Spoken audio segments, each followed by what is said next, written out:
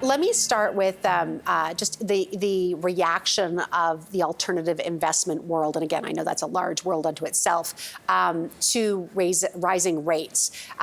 Have you seen the appetite for that class of investments impacted by rising rates? Yeah, well, I don't think any investable asset or class is immune from what's happening around the world, whether it's rising rates, inflation, geopolitical conflict, and volatility. Real assets are impacted for sure. They move a little more slowly than the public markets and typically would lag public markets. And of course, they react differently across asset class. So, in the mortgage space, we've seen rising rates, so you can put money out in the current environment at pretty attractive interest rates. We've seen sharp increases in lending rates. On the real estate side, of course, we've seen some reduced liquidity in the market.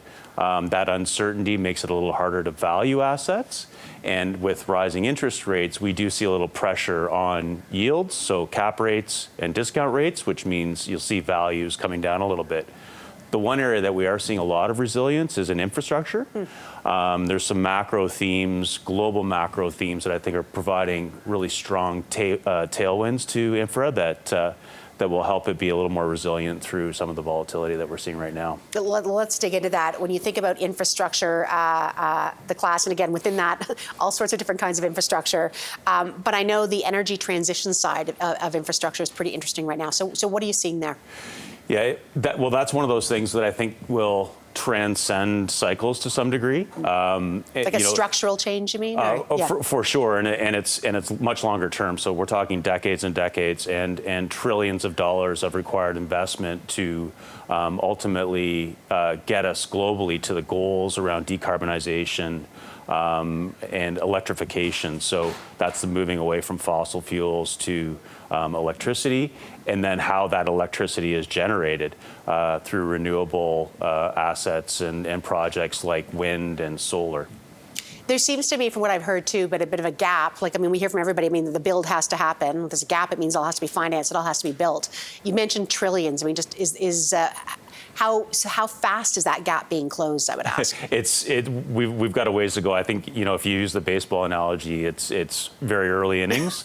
And it's going to require commitments from both the public and the private sector. That much we know.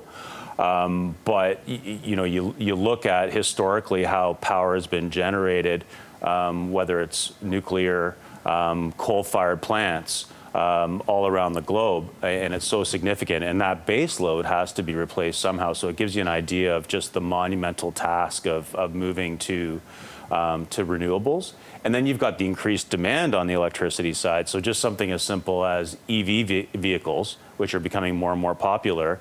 You think about every house on every street in every city having an EV in their garage. Those cars need to be charged. So the demand is material.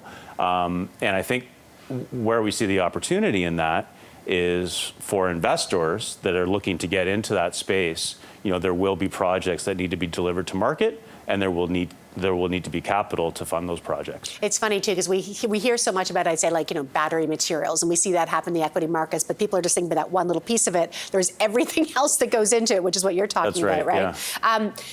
Infrastructure, I know there's again lots of different classes. We talk about the energy transition, but you also have private infrastructure and real estate. You mentioned a few of them too, but I know you manage the TD Greystone Real Asset Pooled Fund Trust. Mouthful. TD Graph. There you go. It's better to say it that way.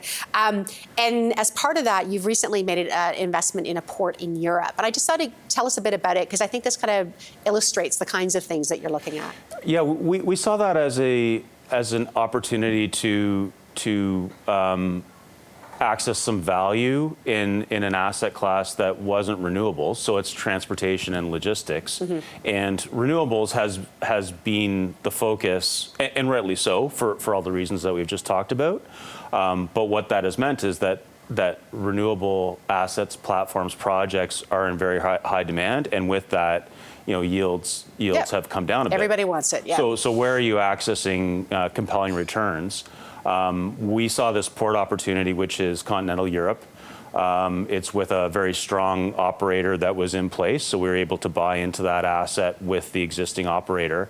And it's a diversifier for our program, with increased exposure in Europe. The port investment itself was a new asset class for our platform, so that was quite compelling.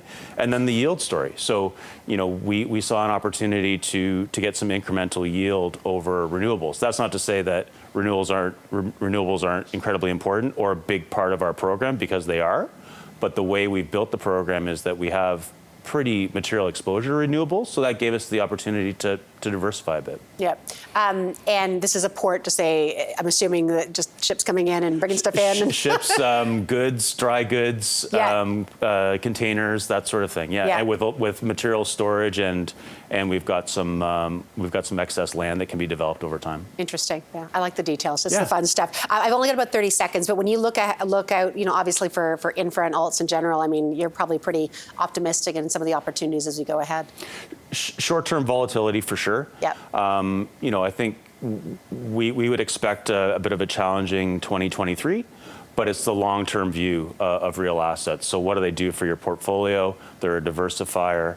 They've got that risk-adjusted return story that I think is compelling versus a typical fixed income and equity portfolio.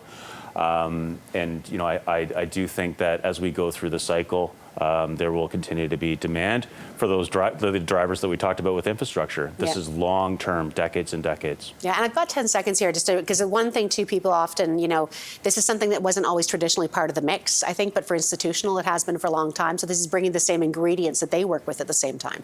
Very much so, and I think we've seen the evolution of asset mixes for institutional investors, and I think individual investors can be thinking along those same terms. They can think about what can real assets do for their portfolio.